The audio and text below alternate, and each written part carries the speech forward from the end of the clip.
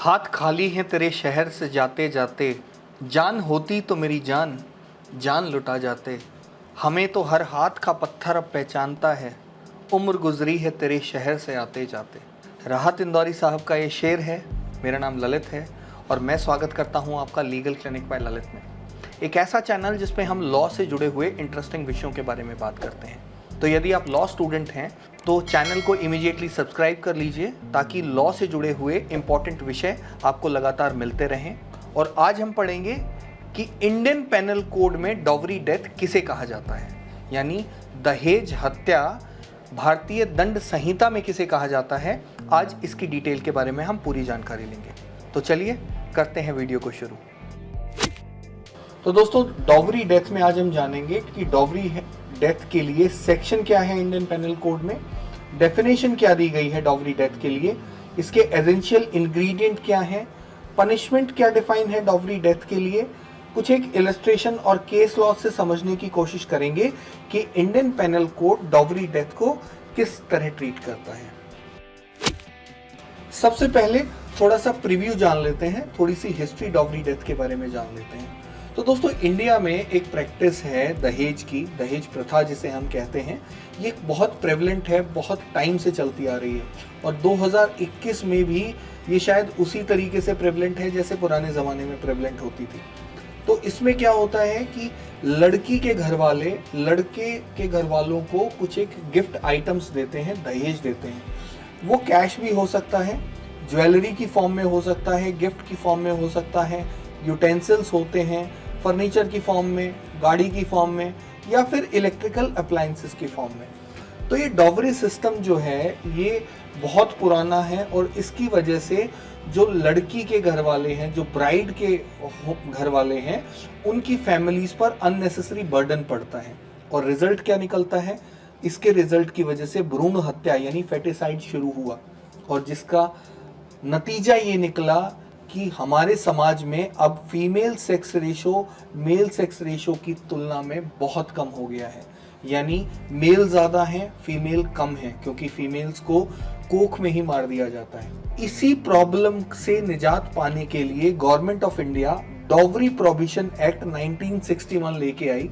हालांकि ये एक फेलियर रहा, ये एक्ट ज़्यादा कामयाब हो नहीं पाया क्योंकि डॉवरी इतनी प्रेवलेंट है हमारे समाज में कि इसको रोक नहीं पाया ये एक्ट। उसके बाद सरकार ने कुछ एक कानून लाए, कुछ एक लॉ लाई ताकि डॉवरी को, प्रथा को रोका जा सके, या दहेज की वजह से जो लोग बहू की हत्या कर देते हैं, उसका उत्पीड़न करते हैं, उसे रोका जा सके।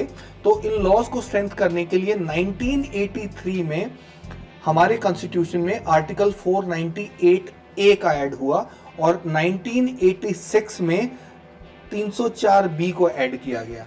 तो आज हम इसी 304B को पढ़ने वाले हैं जिसे डॉवरी डेथ कहा जाता है।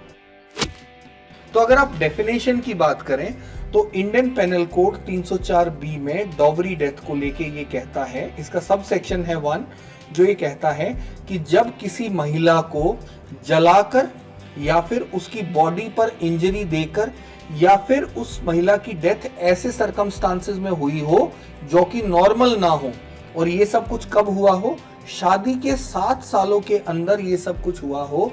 और इसका कारण क्या है, इसका कारण है हस्बैंड की क्रुएलिटी या हस्बैंड की फैमिली और द्वारा की गई हरेसमेंट, और इसके संदर्भ में, डॉवरी के संदर्भ में ये डिमांड की गई हो, तो उसे डॉवरी डेथ का नाम दिया गया है। यानी जब किसी महिला को सिर्फ इस वजह से शादी के 7 साल के अंदर मार दिया जाता है, चाहे वो जला के मारा जाए, चाहे उसकी बॉडी पे इंजरी दे के मारा जाए, या फिर किसी ऐसे सर्कमस्टांसेस में उस महिला की डेथ हो जो नॉर्मल ना हो, और उसके हस्बैंड पर या उसके हस्बैंड की फैमिली पर क्रुएलिटी और हरेसमेंट के चार्जेस ऑलरेडी हों, ये शिकायत पहले ही दर्ज कराई गई हो, ये माना गया हो कि वो हरेस करते हैं डॉवरी की डिमांड को लेके, तो उसे डॉवरी डेथ में ट्रीट किया जाएगा। 304B में जो डॉवरी को डिफाइन करता है, ये कहता है कि डॉवरी का मतलब वही होगा जो सेक्शन 2 डॉवरी प्रोहिबिशन एक्ट 1961 में दिया गया है। और 1961 डॉवरी प्रोहिबिशन एक्ट में डॉवरी का क्या मतलब दिया गया है, ये मतलब दिया गया है। जब एक पार्टी दूसरी पार्टी को शादी के टाइम पे कुछ भी प्रॉमिस करती है या कुछ भी कंडीशन लगाते हैं या कुछ भी डायरेक्टली इनडायरेक्टली प्रॉपर्टी या कोई वैल्यूएबल गिफ्ट दिया जाता है तो उसे डॉवरी की श्रेणी में ट्रीट किया जाएगा।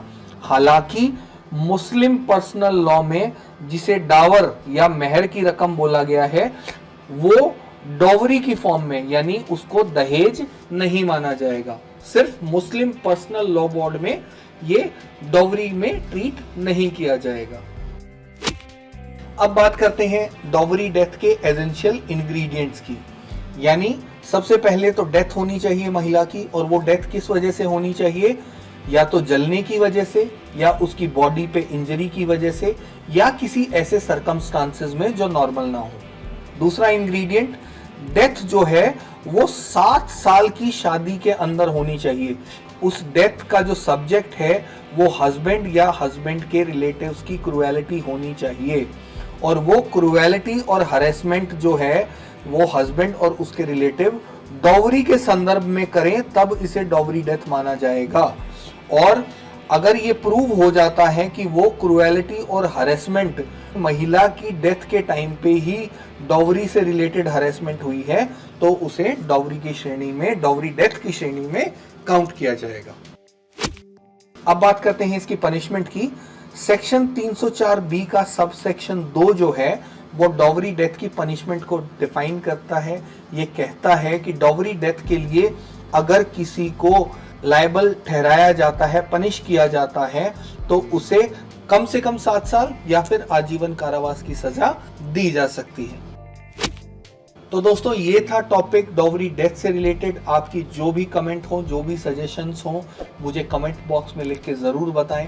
वीडियो अगर आपको अच्छा लगता है तो वीडियो को एक थम्स अप ज़रूर दे दीजिए, और यदि आप जुडिशरी में इंटरेस्ट रखते हैं, लॉ से जुड़े हुए किसी भी इंटरेस्टिंग टॉपिक को जानना चाहते हैं तो चैनल को सब्सक्राइब कर लीजिए। स्वस्थ रहें, सशक्त बने। जय हिंद, जय भारत।